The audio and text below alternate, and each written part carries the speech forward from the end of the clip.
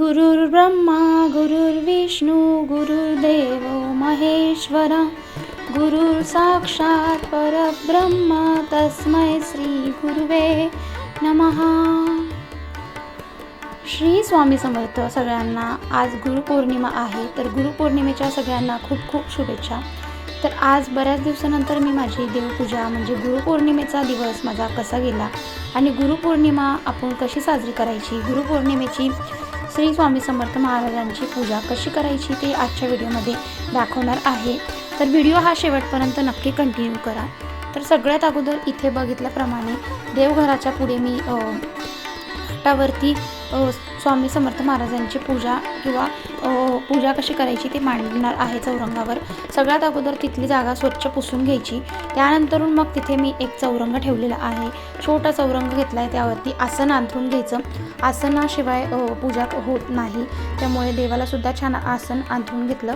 त्यानंतरून मग देवाचा अभिषेक करायचा असतो। सगळ्यात अगोदर जर बघितलं तांब्याच्या ताटामध्ये स्वामी समर्थ महाराजांना घेऊन त्यामध्ये आपण दुधाचा किंवा पंचामृताचा अभिषेक करू शकतो। तर मी इथे दुधाचा अभिषेक करणार आहे। सगळ्यात अगोदर फुलांनी छान वर्षाव करून घेतला, फुलांचा छान अभिषेक करून घेतला। त्यानंतर स्वच्छ पाण्याने अभिषेक करून घ्यायचा। त्यानंतरून मग परत दुधाने अभिषेक करायचा। नंतरून परत एकदा स्वच्छ पाण्याने आपण अभिषेक करायचा। अभिषेक करताना आपण श्री स्वामी समर्थ महाराजांचा जप करू शकतो किंवा मग आपण दिगंबरा दिगंबरा श्रीपाद वल्लभ दिगंबरा असं सुद्धा देखील म्हणू शकतो। तुम्हाला जो कोणता स्वामी समर्थांचा मंत्र माहिती असेल तर तो तुम्ही पठण करू शकतात। त्यानंतरून बघा एकीकडे छान माझा स्वामी महाराजांचा अभिषेक करून झालेला आहे। तर दिवा सगळ्यात अगोदर प्रज्वलित करून घ्यायचा। पूजा करण्याच्या अगोदर आपल्या अग्निदेवतेच्या साक्षीने आपल्याला पूजा करायची असते। तर सगळ्यात अगोदर मी दिवा प्रज्वलित करून घेतलेला आहे। दिव्याला सुद्धा तुम्ही हळदी कुंकू फूल वगैरे वाहून घ्यायचं। त्यानंतरून बघा स्वामी समर्थ महाराजांचा आता अभिषेक करून झालेला आहे।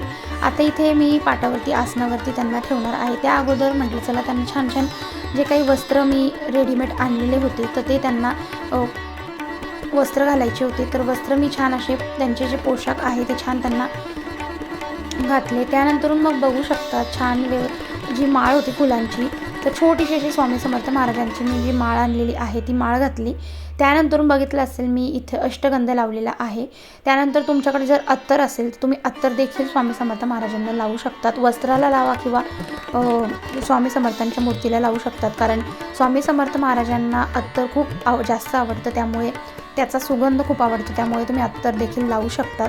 त्यानंतरून बघा आता इथे स्वामी समर्थ महाराजांना छान सुंदर असा फेटा घालून घेतलेला आहे। बऱ्याच दिवसानंतर हा फेटा मी त्यांना घातलेला होता। त्यानंतरून मग आता एकीकडे परत स्वामी समर्थ महाराजांच्या जी पादुका आहेत त्यांना छान असा अभिषेक करून घेतलेला आहे। दुधाने किंवा पंचामृताने अभिषेक केला तरीही चालतो किंवा स्वच्छ पाण्याने अभिषेक करून घेतला तरीही चालतो। तर इथे आता छान अभिषेक करून घेतला, पादुका छान पुसून व्यवस्थित स्वच्छ करून घेतल्या। त्यानंतरून पादुका देवाच्या स्वामी समर्थ महाराजांच्या समोर ठेवल्या। त्यानंतर त्यावर सुद्धा छान असा अष्टगंध लावून घ्यायचा।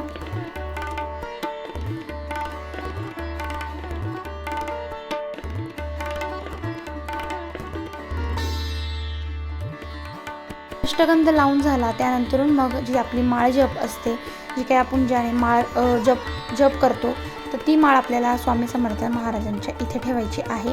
आणि त्यानंतरून मग देवासाठी प्रसाद ठेवायचा आहे। तुम्ही नैवेद्य बनवला असेल तुम्ही नैवेद्य दाखवू शकता। गोड प्रसाद किंवा शिरा तुम्ही बनवू शकता।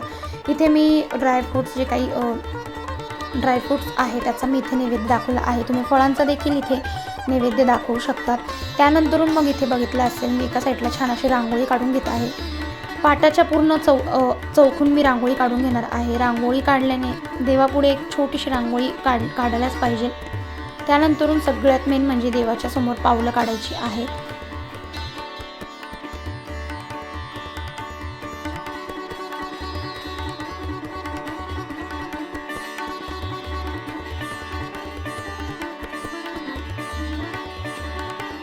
समोर एक स्वस्तिक आणि 2 पावले मी असे काढून घेतलेले आहे।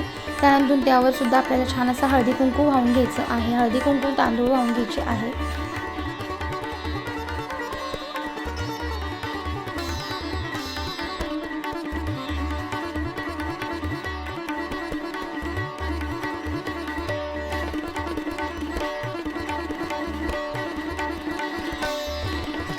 त्यानंतरून ज्या काही स्वामी समर्थ महाराजांच्या ज्या पादुका आहेत त्यालासुद्धा छान असं हळदी कुंकू वाहून घ्यायचं.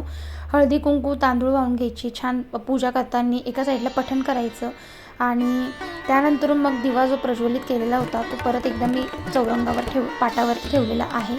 अशा पद्धतीने सुंदर माझी अशी छोटीशी पूजा करून झालेली आहे. आणि त्यानंतर मग परत एकदा फुलांनी तुम्ही सजावट करू शकतात.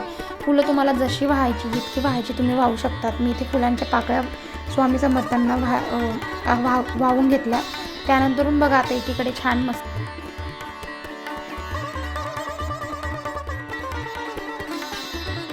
त्यानंतरून छान अगरबत्ती दिवा लावून घ्यायचा. त्यानंतर स्वामी समर्थाची सगळ्यात अगोदर गणपतीची आरती घ्यायची.